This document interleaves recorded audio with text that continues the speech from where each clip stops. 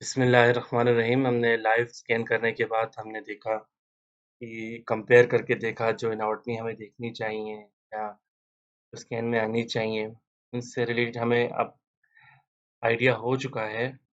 तो हम कुछ पैथोलॉजीज़ को भी देखेंगे, जिससे हमें और आइडिया हमारे ज़हन में आएगा कि हमने किस-किस तरह की डिज़ीज़ को डिटेक्ट करना है। तो एयर ड्रम थिकनेस सबसे पहली जो डिज़ीज़ है, मैं डिस्कस करूँगा, that is air drum thickness. Air drum thickness आप यहाँ पर देख सकते हैं, नीचे पिक्चर में एरो में दिखाया गया है कि एयर ड्रम की जो पतली लाइन है, उसके ऊपर एक थिक एरिया नज़र आ रहा है, जो कि इंडिकेट करता है थिकनेस को। तो इस एरिया में थिकनेस हो गई है। ये किसी तरह की भी कोई इन्फ्लेमेशन हो सकती है, क्रोनिक ओटिटस मीडिया हो सकता है या कोई भी ऐसी डिज़ीज़ हो सकती है, जिसकी वजह से हेयरिंग लॉस होती है। अभी ये आपने इमेज में देखा क्रोनिक ओटिटस मीडिया को, जिसकी वजह से कंडक्टिव हेयरिंग लॉस होती है। पेशेंट्स कंप्लेन के साथ आता है कि उसे राइट साइड पे या लेफ्ट साइड पे सही से सुनाई नहीं देता है। तो जब आप स्कैन करें तो स्कैन पे ये चीज़ें अगर हैं, अगर ये बीमारी है तो ये लाज़मी आनी चाहिए, तभी आपका स्कैन सही माना जाएगा। उसके बाद जो डिज़ीज़ हम डिस्कस करते हैं वो भी इसी से रिलेटेड एयर ड्रम से रिलेटेड है। अच्छा, ये देखिए यहाँ पे परफ्यूरेशन हुई है, यहाँ से परफ्यूरेशन हो जाती है। तो मोस्टली ज़्यादातर कॉमनली यही परफोरेशन होती है, जिसकी वजह से भी पेशेंट इस कंप्लेन के साथ आता है कि जैसे उसके नोज़ के एयर के अंदर सही से उसे सुनाई नहीं देता, कंडक्टिव हेयर लॉस है कंप्लेन जो ना, या राइट या लेफ्ट साइड की कंप्लेन है, वाइब्रेशन से महसूस होती है, इस तरह की कंप्लेन के साथ आते हैं। रिंगिंग इन द एयर के अंदर जैसे कोई रिंग हो और वो बार-बार जो है ना वो उसकी रिंगिंग साउंड आ रहा हो, बेचैनी होती है। तो ये परफ्यूरेशन आप जब स्कैन करें, इस तरह की कोई डिज़ीज़ हो तो लाज़मी कैप्चर होनी चाहिए, पता लगना चाहिए। तो देयरफॉर हम एचआरसीटी टेम्पोरल बोन को बहुत ही कम स्लाइस लेकर के थिकनेस के साथ करते हैं। हाई रिज़ॉल्यूशन अ, सीटी स्कैन कहते हैं इसको, जिसमें आपने 1 एमएम से भी कम रख के स्लाइस थिकनेस रख के स्कैन करना है, ताकि इस तरह की माइनर डिज़ीज़ भी मिस ना हो सके। ठीक है, ये एयर ड्रम आप देखें, एयर ड्रम के एरिया में परफोरेशन हुआ पड़ा है, ठीक है? उसके बाद बाज़ औक़ात ट्रॉमा की वजह से, ठीक है? या किसी स्पोर्ट इंजरी की वजह से भी पेशेंट इस कंप्लेंट के साथ आता है कि उसे कुछ सुनाई नहीं दे रहा है।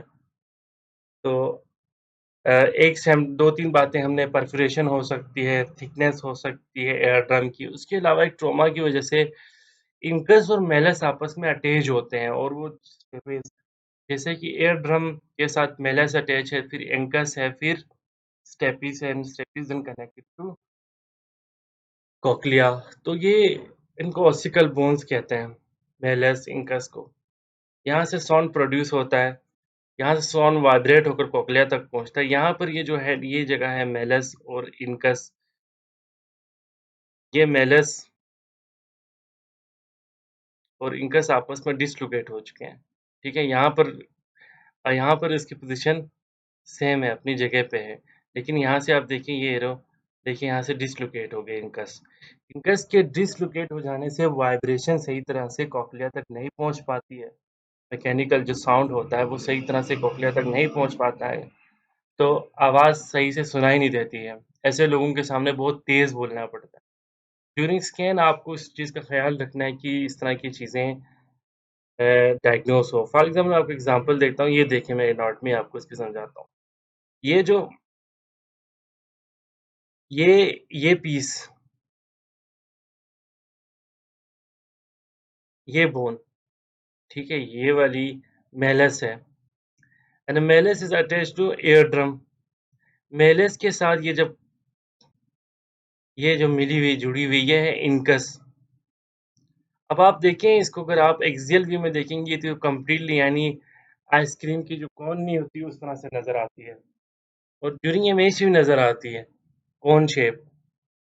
एक्सियली अच्छी तरह ये नज़र आती है। उसके बाद यही इंकस आकर स्टेपीज, ये स्टेपीज है, स्टेपीज से मिली, फिर स्टेपीज जाके कॉक्लिया से मिलती है। सो जो साउंड होता है ईयर ड्रम से टकराने के बाद नॉसिकल बोन से ट्रेवल करता हुआ कॉक्लिया तक पहुंचता है। जब यहाँ पे कोई चीज डिसलोकेट हो जाए, मेलस इंकस से अलग हो जाए, इंकस मेलस से हो जाए, स्टिपस स्टेपीज अलग हो जाए इंकस से, तब भी साउंड अब वाइब्रेशन सही तरह से तो नहीं पहुंच पाएगी। तो पेशेंट डेफिनेटली इस कंप्लेन के साथ आएगा कि उसे कुछ खास सुनाई नहीं देता है। तभी ऐसे पेशेंट के सामने बहुत तेज बोलना पड़ता है। तो मेक श्योर कि आपका स्कैन अच्छा हो और उसके ऊपर इस तरह की एनाटॉमी मिस ना हो। इस तरह की कोई बीमारी है, पैथोलॉजी है, तो वो सही से आए। इसके लिए आपको अच्छे से स्कैन करना पड़ता है। High resolution temporal CT scan करना पड़ता है, बहुत अच्छे तरीके से स्कैन करना पड़ता है। सो ये ट्रॉमा की वजह से इंकस जो है ना अपनी पोज़ीशन से डिसलोकेट हो जाता है। तो उसके बाद नेक्स्ट एक और है जिसमें hearing loss after slide strike. देखें, यहाँ पर आप देखें डिसलोकेट हुआ पड़ा है। यहाँ पर भी मेलस और इंकस जो है ना वो डिसलोकेट है। यहाँ से हेड इसमें अटैच है, इसमें अटैच है, लेकिन यहाँ से इन दोनों में डिसलोकेट है। जब इसमें डिसलोकेट होने की वजह से फिर वही बात है कि कंडक्टिव हेयरिंग लॉस होती है। और आपके स्कैन के ऊपर ये एनाटॉमी को आपने किसी सूरत मिस नहीं करना है। ये चीज़ें वाज़े तौर पर नज़र आनी चाहिए। अब टेम्पोरल बोन कहते हैं, आपके ज़हन में आना चाहिए कि भाई हम eardrum, ossicle bone, cochlea, semicircular canal, इन सारी चीज़ों को देख रहे होते हैं, मस्टाइड एयर सेल को। तो इन चीज़ों को मिस नहीं होना चाहिए। ये आइसक्रीम कोन देखें, आइसक्रीम कोन यहाँ से आइसक्रीम का हेड ही अलग हो गया, ठीक है? डेफिनेटली अब साउंड उस तरह से वाइब्रेट नहीं करेगा। इसके बाद एक और डिजीज़ को हम डिस्कस करते हैं। बाज़ औक़ात आप देखें, इस साइड पे आप दोनों साइड को कंपेयर करें, फॉर एग्ज़ाम्पल इस साइड पे आपको मस्टर्ड एयर सेल नज़र आते हैं। या आप इस साइड पे को भी कंपेयर करें, तो हमें इस साइड पे कोई मस्टर्ड एयर सेल नज़र ही नहीं आता, कोई नामो-निशान नज़र नहीं आता। इसका मतलब ये हुआ है कि कोई क्रोनिक डिज़ीज़ हुई होगी, या कोई डिज़ीज़ जिसका आखिरी हल यही है कि उसे सर्जिकली रिमूव किया जाए। तो यहाँ पे मास्टियोडेक्टोमी के ज़रिए से मास्टॉइड एयर सेल्स को ही सर्जिकली रिमूव किया गया, ठीक है? इसके सर्जिकली इसे कंप्लीट तौर पर रिमूव किया गया हुआ है। सेम लाइक इसके नीचे भी आप देख लें, यहाँ पर हमें क्लियर एनाटॉमी नज़र आती है, मास्टॉइड एयर सेल है, लेकिन इस एरिया में से फिर मास्टियोडेक्टोमी के ज़रिए से इसे रिमूव किया गया होता है। अगर आप स्कैन कर रहे हों, फिर इस तरह की कोई कोई मास्टियोडेक्टोमी नज़र आती है, तो आपको पता लग जाना चाहिए कि ये इसका ऑपरेट हो चुका है। सो ये माइनर सी एनाटॉमी है जिसे टेक्नोलॉजिस्ट की हद तक या टेक्नीशियन के हद तक आपको पता होना चाहिए। डॉक्टर्स लेवल की तो नहीं, वो तो बहुत ज़्यादा डीप में चीज़ें देखते हैं। ये हमें पता होना चाहिए ड्यूरिंग स्कैन कि यार ये पैथोलॉजीज़ थी, या हमने ये एनाटॉमी देखनी है। उसके बाद जो लीजन होती है, सबसे मोस्ट कॉमन होती है कोलिस्टाइटोमा। ये सबसे कॉमन लीजन में से एक लीजन है। आप देखिए इसने पूरे एरिया को सराउंड, यहाँ पर देखें एयर ड्रम के ऊपर ये